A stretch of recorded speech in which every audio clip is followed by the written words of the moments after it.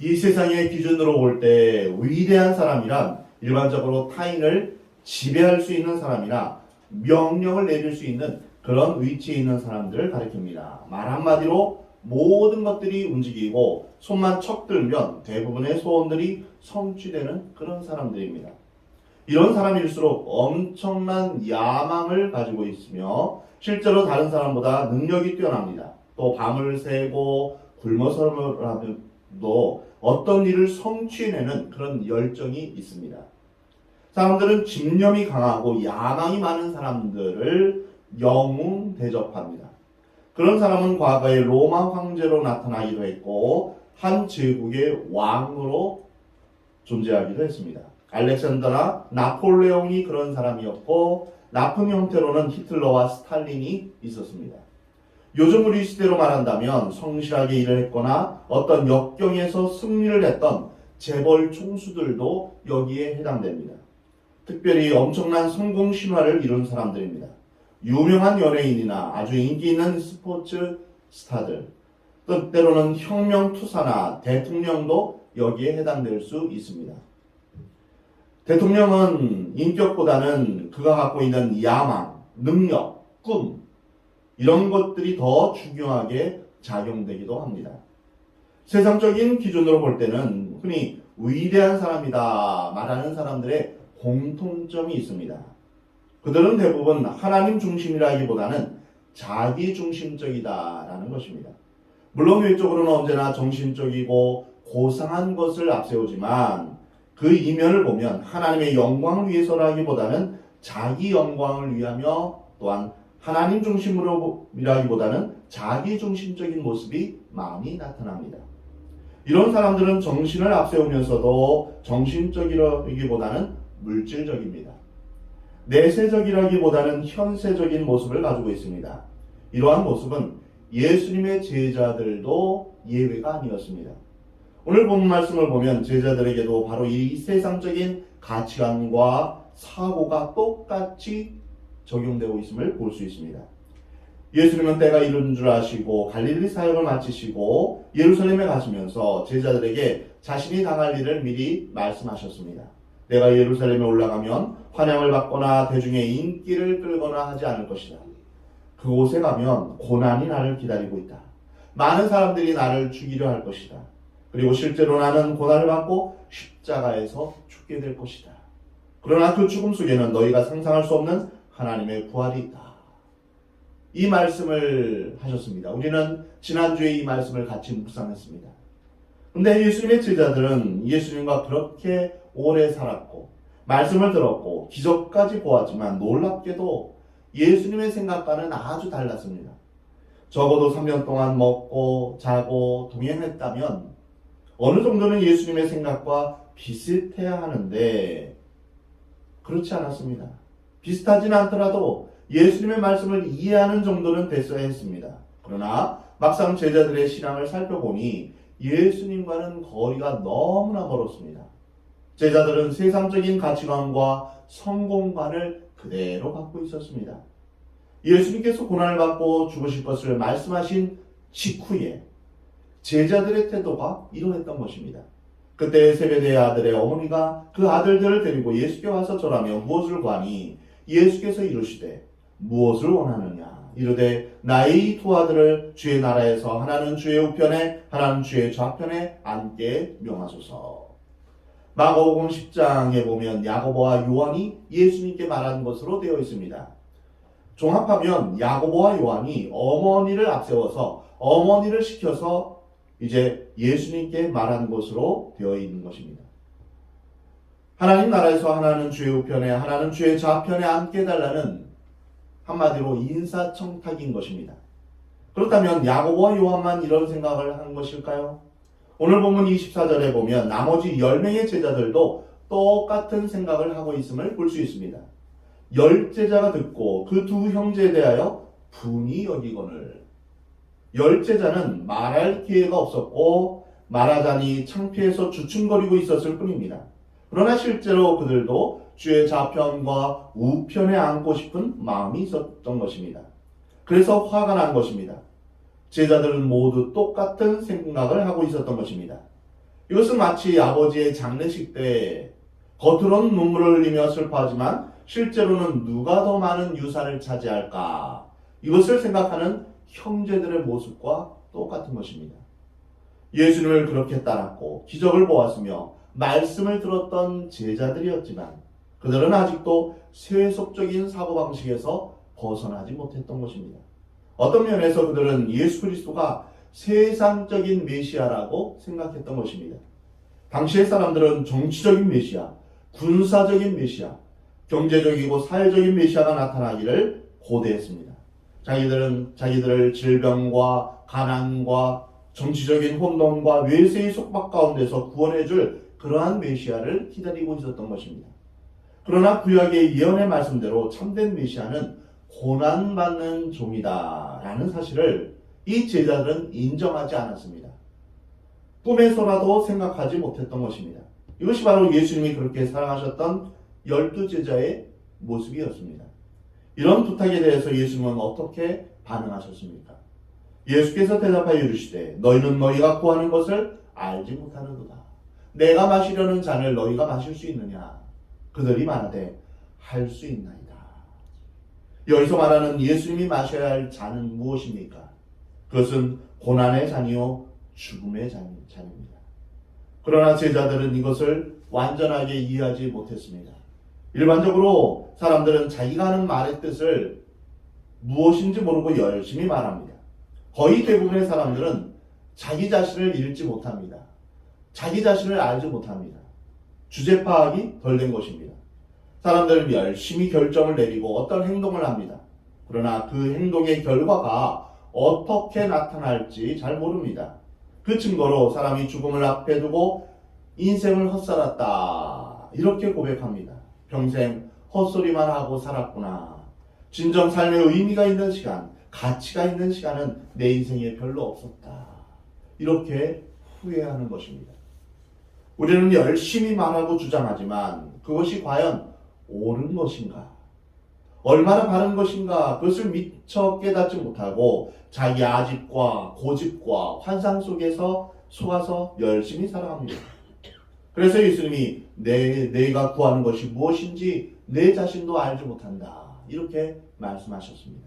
사랑하는 성도 여러분, 여러분은 기도하며 구하는 것이 과연 무엇인지 여러분은 알고 있습니까? 그 영적 의미를 다 깨닫고 있습니까? 우리가 추구하는 것이 하나님 보시기에 옳은 것인가? 여러분 자신을 돌아보시 바랍니다. 여러분이 기도하는 그 기도가 옳은 기도였는가? 기도가 아무리 많아도 기도하는 내용이 하나님 보시기에 옳지 않으면 우리는 얼마나 헛된 기도를 하고 있는 것일까요? 우리가 열심히 살았다 할지라도 하나님 보시기에 옳지 않았다면 우리의 삶은 허무한 것이 되고 맙니다. 그래서 우리는 우리 자신을 잘 읽어야 합니다. 우리가 구하는 것, 행동하는 것이 무엇을 위한 행동인가 영적으로 잘 깨달으며 살아야 합니다. 그래서 우리는 주님 앞에서 주님, 제 자신을 잘 볼 수 있도록 도와주옵소서. 주님의 뜻을 온전히 분별하게 하여 주옵소서. 이렇게 기도하며 나아가는 것입니다. 그러나 하나님보다 자기가 더 잘 알고 하나님보다 자기 주장이 더 옳다고 생각하는 사람이 있습니다. 성경의 말씀보다는 내 생각이 더 옳다 이렇게 생각하는 사람, 상식과 이성과 합리성을 내세우는 그런 사람들이 있습니다. 하나님을 믿지 않는 사람, 하나님을 거부하는 사람이 많이 있는 것입니다. 예수님께서 내가 마시려는 잔을 너희가 마실 수 있느냐 이렇게 물으셨을 때 제자들은 놀랍게도 할 수 있나이다 이렇게 용감하게 말합니다. 참 대단한 제자들입니다. 무식한 사람은 용감하다 이런 말이 있지 않습니까? 성령으로 거듭나지 못한 사람들의 모습은 겸손이 아니라 교만함입니다. 자신만만하지만 자신의 힘으로 무엇인가 이룰 것 같지만 그러나 넘어지고 그러나 실패합니다. 베드로가 그러했습니다.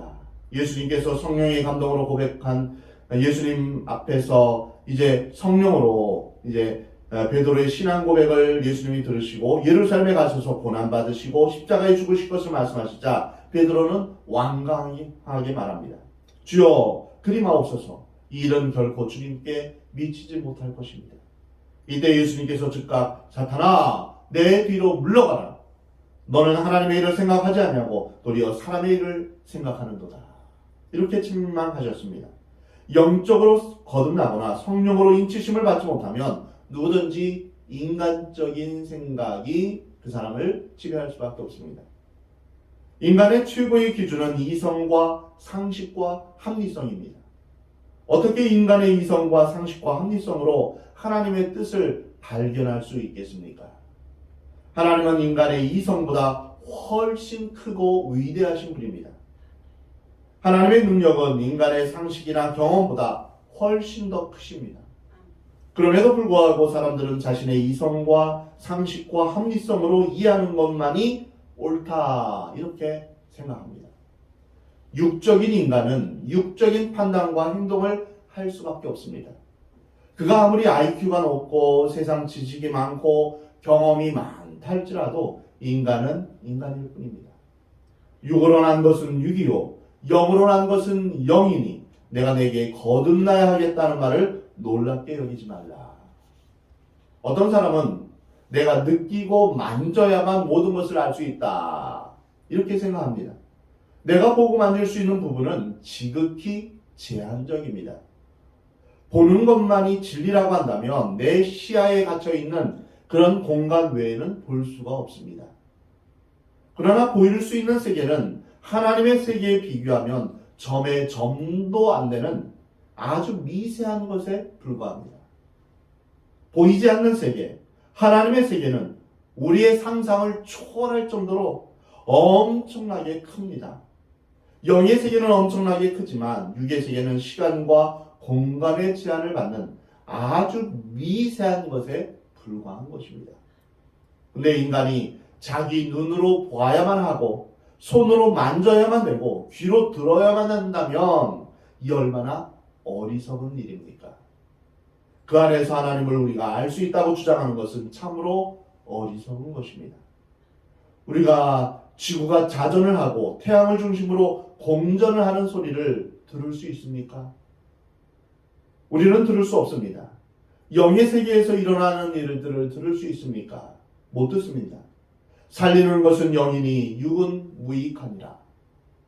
내가 너희에게 이른 말은 영이요 생명이니라 하신 뜻이 바로 여기에 있는 것입니다. 제자들이 할 수 있다라고 말했을 때 예수님은 어떻게 반응하셨습니까? 이르시되 너희가 과연 내 잔을 마시려니와 내 좌우편에 앉는 것은 내가 주는 것이 아니라 내 아버지께서 누구를 위하여 예배하셨든지 그들이 얻을 것입니다. 나이가 많고 지식이 있고 세상적으로 훌륭한 사람이라 할지라도 영적으로는 아주 유치할 수 있습니다. 이 영의 세계에서는 아직도 아무것도 아닌 사람이 있을 수 있습니다. 그래서 믿음이 좋은 사람들이 믿음이 연약한 사람들을 보면 자기도 모르게 한심하는 듯이 보게 됩니다. 그러나 예수님은 영적으로 유치한 제자들에게 야단치거나 냉소적으로 그렇게 반응하지 않으셨습니다. 오히려 불쌍히 여기시면서 따뜻한 연민으로 제자들에게 말씀하시는 것을 볼 수 있습니다. 사실 신앙이 깊은 사람들은 신앙이 약한 사람들을 더 사랑하고 감싸는 그런 영적인 태도를 보여야 합니다. 우리가 어떻게 주님의 쓴잔을 마실 수 있고 주님의 십자가 죽음의 잔을 같이 마실 수 있겠습니까? 육을 가진 인간이, 거듭나지 못한 인간이, 성령을 받지 못한 인간이 어찌 그렇게 할 수 있겠습니까? 물론 성령을 받으면 순교를 할 수 있습니다.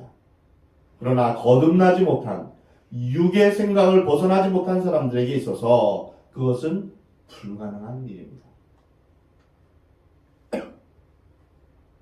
그러나 예수님은 혹시 그래도 내가 내 잔을 마실 수 있을지 모르겠다. 사실 베드로와 이 제자들은 예수님이 돌아가시고 승천하신 이후에 오순절날 성령을 받고 나중에 그 고난의 잔, 죽음의 잔을 마셨습니다. 순교로 이제 생을 마감했던 것입니다. 제자들과 베드로는 그렇게 순교를 하며 주님의 잔에 같이 동참하는 데까지 나아갔습니다. 그러나 본문 말씀에서는 그런 의미가 아닙니다. 지금 내가 마시는 잔을 같이 마실 수 있다고 가정해보자. 그러나 지금 내가 요구한 좌편과 우편에 앉는 것은 내가 지금 줄 것이 아니다 라는 것입니다. 여기서 예수님이 말씀하신 뜻은 좌편 우편이 없다 이런 뜻이 아니고 예수님이 주실 능력이 없다 이런 뜻도 아닙니다. 마태복음 19장에서 예수님의 제자들은 12보좌에 앉아서 심판을 같이 한다 라는 사실을 예수님은 말씀하셨습니다. 그러나 예수님이 지금 말씀하시는 것은 내가 혹시 내 잔을 마실 수 있을지 모르지만 지금 내가 요구하는 것은 참된 요구가 아니다 이런 뜻입니다. 내가 지금 바라는 그 바람은 하나님 나라의 질서가 아니다 라는 의미입니다. 그것은 내가 줄 수 있는 것이 아니다. 내 아버지께서 누구를 위하여 예비하였든지 간에 그들이 얻을 것이다. 예수님의 제자들은 희생 없는 성공과 행복을 추구하고 있는 듯 보입니다. 그런 제자들을 향해서 예수님은 다음과 같이 말씀하셨습니다.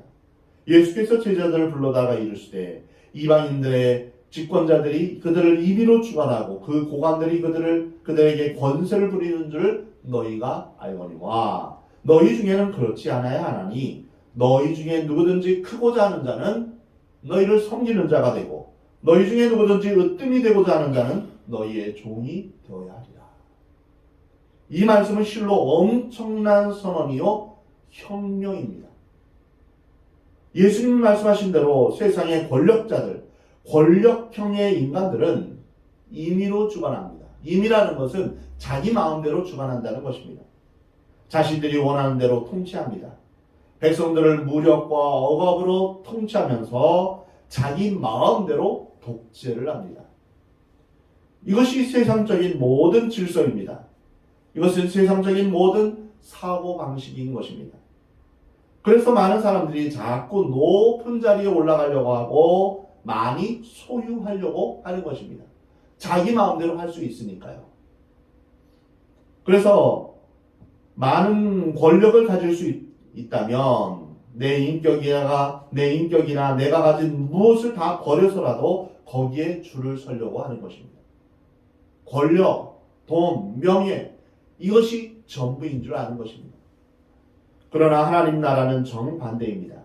누구든지 큰 사람이 되려면 섬기는 자가 되고 으뜸이 되려면 종이 되어라. 이것이 하나님 나라의 질서이다 라고 말씀하십니다. 여기에 참된 하나님 나라의 리더십이 있습니다. 믿음이 성숙한 사람들은 사람들을 위해 군림하려고 하는 사람들이 아닙니다. 섬기는 사람입니다. 종이 되는 것입니다. 예수님이 이 말씀을 하셨다. 여기에 위대함이 있는 것이 아닙니다. 실제로 그 말씀하신 대로 사신 것에 위대함이 있는 것입니다. 말만 하신 것이 아니라 말씀대로 예수님이 그대로 행하신 것입니다. 예수님은 섬김을 받으려고 세상에 오시지 않으셨습니다. 그래서 예수님은 마국간을 통해 오신 것입니다. 예수님께서 왜 창녀와 세리 그리고 배고픈 자와 병든 자와 세상에서 버림받은 자와 함께 계셨을까요? 그것은 바로 예수님의 삶 자체가 섬김이었음을 우리에게 보여주시는 것입니다. 하나님 나라나 교회의 참된 리더십은 섬기는 위치에 있는 것입니다. 이 세상에서는 권력을 휘두르고 능력을 과시하고 영향력이 많은 사람들을 무서워하고 두려워하지만 하나님 나라에서는 정반대입니다. 봉사하고 희생하고 헌신하는 사람들이 존경을 받는 것입니다.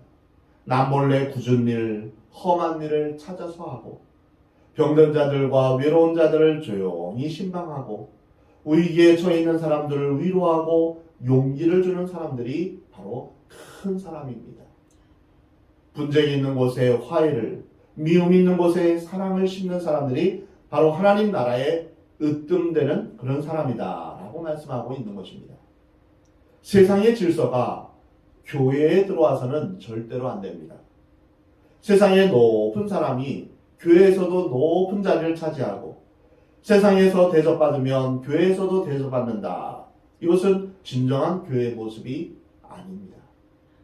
하나님 나라의 질서는 높을수록 낮아지고 섬기는 것입니다. 으뜸이 될수록 종이 되어 섬기며 남모르게 희생하며 남모르게 고생하고 남모르게 십자가를 지면서 주님을 섬기는 것이 진정한 교회의 모습입니다. 일주일에 한 번 나와서 설교만 듣고 가는 것으로 우리의 신앙생활이 완성되는 것이 결코 아닙니다. 우리의 가정에서, 우리의 직장에서, 우리의 삶의 현장에서 섬기는 자의 모습, 종의 모습, 희생하는 자의 모습이 있을 때 비로소 빛과 소금의 역사가 일어나는 것입니다. 우리 어머니들이 왜 위대합니까? 자녀들 위해서 섬기고 희생했기 때문입니다. 한 알의 미랄이 썩으며 희생할 때 거기에 생명이 있고 구원의 역사가 일어나는 것입니다. 예수님은 이제 마지막으로 이런 결론을 우리에게 내려주십니다. 인자가 온 것은 섬김을 받으려 함이 아니라 도리어 섬기려 하고 자기 목숨을 많은 사람의 대속물로 주려 합니다. 예수님은 자신이 이 세상에 오신 목적을 분명히 말씀하셨습니다. 이 말씀은 예수님이 자기 중심의 삶을 사셨던 것이 아니었음을 우리에게 말씀하십니다. 예수님의 관심은 오로지 하나님이셨습니다. 하나님의 뜻을 이루기 위해서, 하나님의 영광을 위해서 예수님의 삶이 결정된 것입니다. 세상의 많은 사람들 중에서 자기 자신에게 관심을 가진 사람은 언제나 문제가 많습니다. 불평이 많습니다. 자신을 중심으로 생각하면 섭섭한 것이 많고 또 갈등도 많고 원망과 불평도 많습니다. 그러나 예수 그리스도에게 관심 있는 사람은 자신이 그리스도에게 쓰임받는 사람으로서 어느 곳 어느 상황에서 어떤 대우를 받든지 간에 문제되지 않습니다. 나에게 어떤 대우를 해든 그것은 관계없습니다. 내가 어떻게 섬길 것인가 그것을 생각하기 때문입니다. 사람들은 어떤 대우를 받느냐로 자신의 위상을 결정합니다. 그래서 바리새인들은 인사받기를 좋아하고 높은 자리에 앉기를 좋아하고 그리고 누군가 자기를 칭찬해 주기를 좋아하는 그런 사람들이었죠. 예수님은 그런 사람들을 향하여서 화 있을진저라고 질책하셨습니다.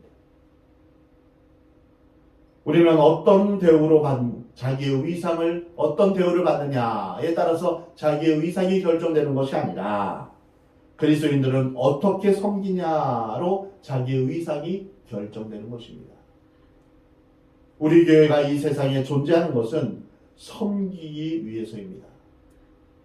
우리는 교회에 보이지 않는 곳에서 종의 모습으로 섬겨야 합니다. 교회학교 교사로, 예배위원으로 또는 식사를 준비하거나 교회를 청소하는 모습에서 예수님의 모습을 볼 수 있습니다. 낮아지고 섬길 때 예수님의 사랑이 그곳에 임하게 되는 것입니다. 우리의 가정에도 이런 놀라운 역사가 있기를 원합니다.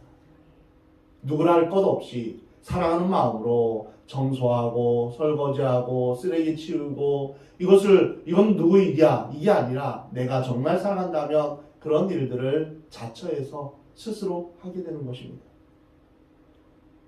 권위주의적인 생각을 버리고 자기중심적인 태도를 버리고 서로 섬기는 여러분이 되시기 바랍니다. 여기에 예수 그리스도의 모습이 있습니다. 너희 안에 이 마음을 품으라. 곧 예수 그리스도의 마음이니 그는 근본 하나님의 본체시나 하나님과 동등됨을 취할 것으로 여기지 아니하시고 종의 형체를 가지고 죽기까지 복종하셨고 또한 순종하신 그러한 모습을 보여주셨습니다. 자기보다 높고 권력 있는 사람을 섬기는 것은 쉽습니다. 그러나 자기 아래에 있는 사람을 섬기는 것은 어렵습니다. 여기에 예수님의 모습이 나타납니다. 우리가 종이 되어 섬기려면 체면이 문제가 될 것입니다. 내가 이 나이에 또 이러한 내가 이런 직분을 갖고 있는데 이렇게 말하면서 체면이 앞섭니다. 자존심이 문제가 되고 권위가 문제가 됩니다. 내가 이제까지 한 번도 안 해봤는데 나 이런 거 할 줄 몰라. 이것을 우리는 버려야 됩니다. 하나님 나라의 권위는 무엇입니까? 포기하는 데 있는 것입니다. 우리가 정말로 낮아지면 높아집니다. 사람들의 마음속으로 존경을 받게 되는 것입니다. 전에는 머리만 숙였지만 이제는 마음으로 숙이게 되는 것입니다. 예수님은 자기 목숨을 많은 사람의 대속물로 들어왔다라고 하셨습니다. 섬김의 끝은 영광이 아니라 죽음입니다. 우리가 섬기고 나서 아무도 못 알아줄지도 모릅니다. 아무도 칭찬을 안 해줄지도 모릅니다. 그럼에도 불구하고 섬기는 것입니다. 섬김을 받고 그 즉시 영광을 받을 생각을 하지 말아야 됩니다. 무슨 일을 하고 나서 나 이거 잘했지 생색내는 것은 섬기는 것이 아닙니다. 그렇다면 부활과 영광은 어디에 있습니까? 그것은 죽음 다음에 오는 것입니다. 죽음 뒤에 부활이 있는 것이며 죽음 후에 하나님의 영광과 부활이 있는 것입니다. 누구든지 예수님을 따르려거든 자기를 부인하고 자기 십자가를 지고 나를 따를 것이라. 이것은 자기가 죽는 것을 의미합니다. 사도 바울은 나는 날마다 죽노라 고백합니다. 여러분은 얼마나 나 자신을 죽이고 예수님이 내 안에 살아계시며 예수님을 위한 삶 또한 예수님을 섬기고 또한 우리 주위의 사람을 섬기는 삶으로 살아가고 있습니까? 사랑하는 성도 여러분, 예수님이 오신 목적을 여러분의 삶의 목적으로 삼으시기 바랍니다. 이것은 좁은 길이요 고난의 길입니다. 그러나 이 길만이 살 길이요 생명의 길입니다. 우리가 세상에 온 것은 공부 잘해서 좋은 대학 들어가서 좋은 사람하고 결혼해서 나보다 더 큰 집에 살고 영향력을 미치면서 수많은 사람들을 내 수하에 거느리고 사는 데 목적이 있는 것이 아닙니다. 우리가 세상에 온 것은 공부하는 목적은, 결혼하는 목적은, 직장을 가진 목적은, 돈을 버는 목적은 섬기기 위해서입니다. 요즘 세상 사람들이 왜 결혼을 했는데 자녀를 안 낳을까요? 힘들고 고통스럽기 때문입니다. 한마디로 섬기기 싫다는 것이죠. 그러나 자녀를 낳을 때 거기에 참된 하나님 나라를 경험하게 되는 것입니다. 섬기는 것을 통하여서 하나님의 마음을 깨닫게 되는 것입니다. 하나님의 성품을, 예수님의 성품을 닮아가게 되는 것입니다. 그래서 우리의 삶을 통해서 우리는 섬김을 통하여서 하나님 앞에 영광을 돌리는 것입니다. 사랑하는 성도 여러분, 우리의 섬김을 통해 다른 생명이 살아날 수만 있다면 그것보다 귀한 일이 어디에 있겠습니까? 나의 섬김을 통하여서 불신자가 주님 앞에 돌아와 구원을 받고 예배 자리에 나올 수 있다면 이것보다 더 큰 일이 어디 있습니까? 하나님 나라에서 큰 잔치가 벌어지지 않겠습니까? 여러분 모두 성령의 충만함을 힘입어서 예수님의 모습을 닮아 섬기는 종의 모습으로 살아가기를 하나님은 원하십니다. 여러분 모두 하나님 안에서 섬기는 자의 삶으로 인하여서 참 자유와 참 기쁨과 참 즐거움을 누리며 살아가는 그런 귀한 여러분의 삶이 되기를 우리 하나님은 원하십니다.